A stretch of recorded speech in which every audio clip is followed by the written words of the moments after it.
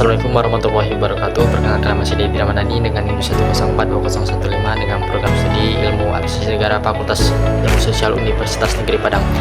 Baik, di sini saya akan memaparkan materi pertemuan 6 dengan mata kuliah Administrasi Pertanahan, yaitu adalah tanah negara dan hak ulayat.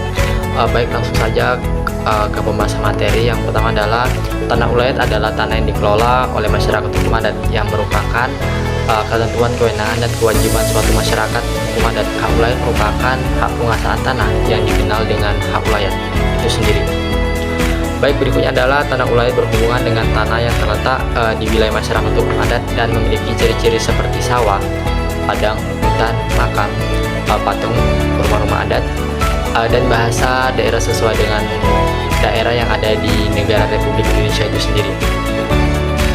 Hak ulayat adalah hak penguasaan tanah yang dikenal dengan hak ulayat.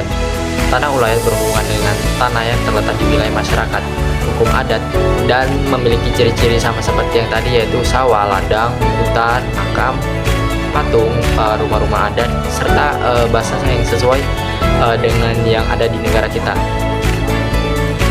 Berikutnya adalah status tanah ulayat dapat diubah menjadi hak milik pribadi, namun prosesnya tergantung pada ketentuan hukum yang berlaku di Indonesia. Dalam hal apa yang sehingga status tanah ulayat dapat dijadikan sebagai hak milik perorangan atau individu, dan juga apa dasar hukumnya tergantung pada ketentuan yang berlaku di Indonesia. Proses atau cara untuk mengubah status tanah ulayat menjadi hak milik individu juga tergantung pada ketentuan hukum yang berlaku saat ini.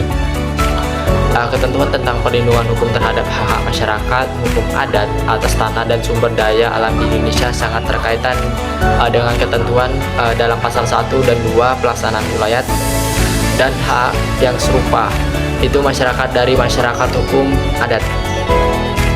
Pemerintah Indonesia telah melakukan land reform melalui pengaturan luas tanah, pertanian, dan retribusi tanah yang dijelaskan dalam Undang-Undang Pokok Agraria atau yang kita kenal dengan UPA dan Undang-Undang Nomor 56 Tahun 1960 tentang penetapan luas tanah pertanian atau UPT. Reformasi pertanahan di Indonesia dilakukan untuk meningkatkan kesejahteraan masyarakat, khususnya petani yang tidak memiliki tanah, dan juga berkaitan dengan ketentuan kekuasaan kepemilikan tanah. Eksistensi hak ulayat dalam hukum positif Indonesia masih ada yang diakui dalam Undang-Undang Dasar 1945 yang kita kenal dengan UUD